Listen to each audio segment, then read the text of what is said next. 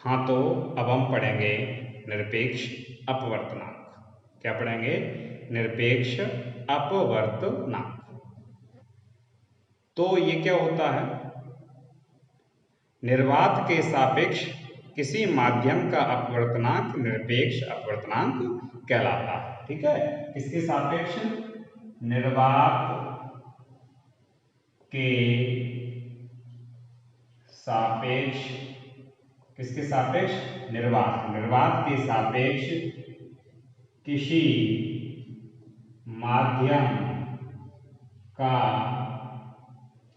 निर्वात के सापेक्ष किसी माध्यम का अपवर्तनांक, निर्वात के सापेक्ष किसी माध्यम का अपवर्तनांक निरपेक्ष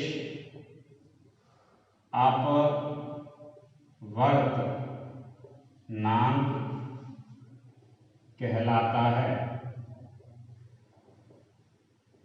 ठीक है, निर्वात के सापेक्ष किसी माध्यम का अपवर्तनांक निरपेक्ष अपवर्तनांक कहलाता है।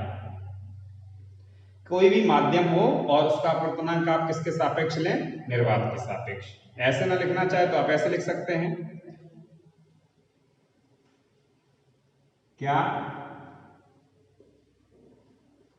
निर्वात में प्रकाश की चाल एवं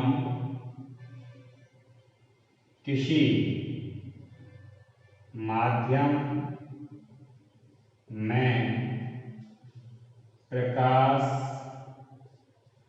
की, निर्वात में प्रकाश की चाल एवं किसी माध्यम में प्रकाश की चाल का अनुपात निरपेक्ष अपवर्तनांक कहलाता है। ठीक है, क्या? निर्वात में प्रकाश की चाल एवं किसी माध्यम में प्रकाश की चाल का अनुपात निरपेक्ष अपवर्तनांक कहलाता है। किससे प्रदर्शित करते हैं इसे? स्मॉल एन से, स्मॉल एन से न करना चाहो तो आप म्यू से प्रदर्शित करते हैं। किससे? इसे स्मॉल एन या म्यू से प्रदर्शित करते हैं। ठीक है, तो निरपेक्ष अपवर्तनांक स्मॉल एन बराबर क्या हो जाएगा? निर्वात में प्रकाश की चाल, किसमें? निर्वात में प्रकाश की चाल बटा माध्यम में प्रकाश की चाल। ठीक है, अगर हम निर्वात में प्रकाश की चाल को किससे डिनोट करते हैं? सी से, और माध्यम में प्रकाश की चाल को किससे प्रदर्शित करते हैं? वी से। तो फॉर्मूला क्या बन गया? एन बराबर सी अपॉन वी। तो जहां सी क्या है? निर्वात में प्रकाश की चाल, वी क्या है? माध्यम में प्रकाश की चाल। आप जानते हैं चूंकि सी बराबर क्या होता है? 3 × 10⁸ मीटर प्रति सेकेंड। तो इसे अपन इतना भी लिख सकते हैं इस प्रकार से, एन बराबर 3 × 10⁸ मीटर प्रति सेकेंड बट्टा वी। वी क्या है? किसी माध्यम में प्रकाश की चाल। क्लियर? आगे अगर हम देखना चाहें, क्या विभिन्न माध्यमों के निरपेक्ष अपवर्तनांक। ठीक है, विभिन्न माध्यमों के निरपेक्ष अपवर्तनांक। तो इधर हमने नोट कर लिए माध्यम, ठीक है, और इधर निरपेक्ष अपवर्तनांक। ठीक है, इधर माध्यम। तो हमने इधर लिखा निर्वात। क्या लिखा? निर्वात। तो निर्वात के लिए कितना? 1। निर्वात के लिए कितना? 1। इसके बाद हमने लिखा हवा। हवा के लिए अपन कितना लिखते हैं, वैसे मोस्टली 1 ही लिख देते हैं, लेकिन वास्तव में होता कितना 1.00029, या ऐसे हम लिख देते हैं 1.0003, या ऐसे हम मोस्टली क्या लिख देते हैं 1। ठीक है। इसके बाद आया आपका जल। तो जल के लिए क्या होता है 1.33, लेकिन कैलकुलेशन को सरल बनाने के लिए हम 4/3 भी यूज कर लेते हैं। आगे आता है कांच। क्या आता है कांच। कांच के लिए होता है आपका 1.5, कैलकुलेशन को सरल बनाने के लिए हम 3/2 भी यूज कर लेते हैं। कांच के बाद कांच के भी कई एक प्रकार होते हैं, अगर हम उसमें देखना चाहें अगर तो आपका ले लेते हैं हम क्राउन कांच। कौन सा कांच ले लेते हैं, क्राउन कांच। ठीक है, कौन सा वाला कांच, क्राउन। तो क्राउन कांच लेंगे, क्राउन कांच का होता है 1.52। आगे ले लें अगर आप फ्लिंट कांच। कौन सा कांच, फ्लिंट कांच। फ्लिंट कांच का होता है 1.62। आगे ले लें अगर आप हीरा। कौन सा, हीरा। तो हीरा का होता है 2.42, और ये कैसा है सर्वाधिक। और सबसे कम कौन सा किसका होता है, न्यूनतम किसका होता है, निर्वात का न्यूनतम होता है। कितना होता है 1। हवा का होता है 1.00029 या 1.0003 या 1 कह देंगे। जल का 1.33, कैलकुलेशन को सरल बनाने के लिए 4/3 लिख लेते हैं। कांच का होता है 1.5, कैलकुलेशन को सरल बनाने के लिए 3/2 लिख लेते हैं। आगे लिख लेते हैं हम क्राउन कांच। क्राउन कांच का होता है 1.52। आगे फ्लिंट कांच का होता है 1.62। हीरा इसका सर्वाधिक होता है, वो होता है आपका 2.42। तो अब हम आपको एक क्वेश्चन दिए हैं, यदि जल का अपवर्तनांक, सामान्यतः निरपेक्ष अपवर्तनांक को हम अपवर्तनांक ही कह देते हैं।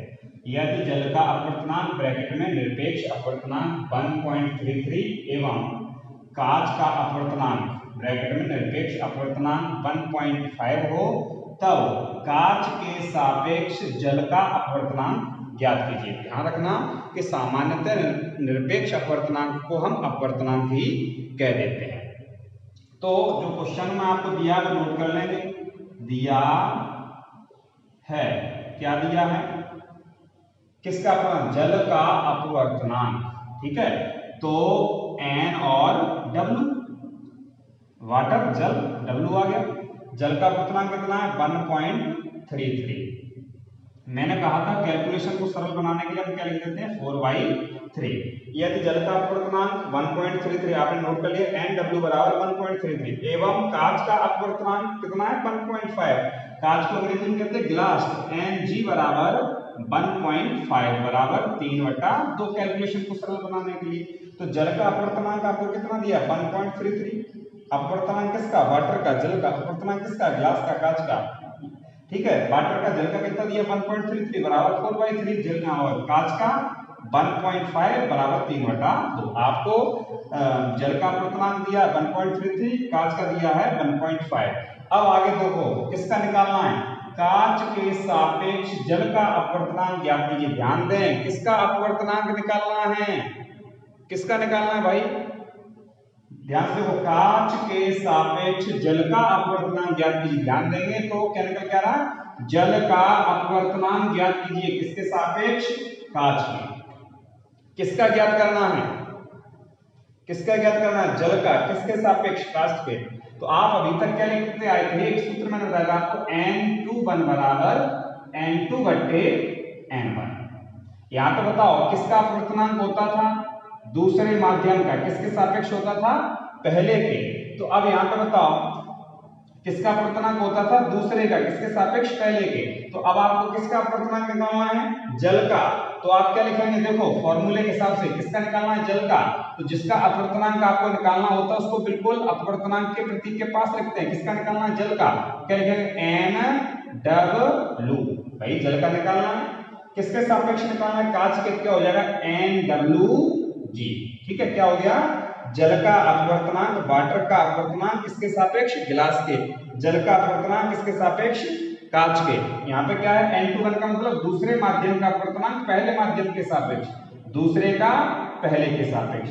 तो N2 बराबर N2 बट्टे N1, तो NWG बराबर क्या हो जाएगा, NW बट्टा NG। NWG बराबर क्या हो जाएगा, NW बट्टा NG।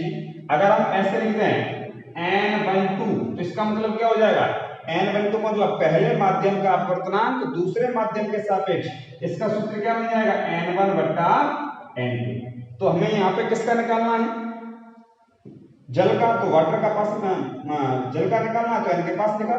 यहाँ पे दूसरे माध्यम का है तो N के पास 2 लिखा, यहाँ पहले माध्यम का है तो N के पास 1 लिखा। क्लियर। तो इस हिसाब से आपका सूत्र क्या बना, सूत्र आपका बन गया NWG, यानी कि जल का अपवर्तनांक किसके सापेक्ष, कांच के, वाटर का किसके सापेक्ष, ग्लास के। NWG बराबर NW बट्टे NG। ठीक है, NWG बराबर NW बट्टे NG। सॉल्व करेंगे तो क्या हो जाएगा, NW का वैल्यू कितना है, 4 बट्टा 3, और NG का वैल्यू कितना है, 3 बट्टा 2। ठीक है, NW का वैल्यू कितना है, 4 बट्टा 3, NG का वैल्यू कितना है, 3 बट्टा 2। क्लियर। पहली संख्या और चौथी संख्या का मल्टीप्लाई हो जाएगा, दूसरी और तीसरी का हो जाएगा, तो बराबर में आपके कितने आएगा, ये ध्यान देंगे।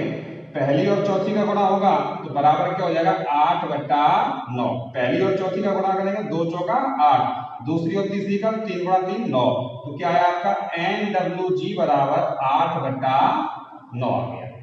क्लियर। अगर हम आपके लिए एक और सवाल यहीं से बनाना चाहें तो कैसे बना सकते हैं, कांच के लिए हम क्या लिख सकते हैं, जल, और यहां क्या लिख सकते हैं हम, कांच। क्लियर। इस सवाल को आप स्वयं सॉल्व करेंगे और उम्मीद करता हूं आप इसका आंसर भी निकालेंगे। आंसर को आप कमेंट बॉक्स में लिख देंगे। सब लोग इसका आंसर सॉल्व करके कमेंट बॉक्स में जरूर लिखें।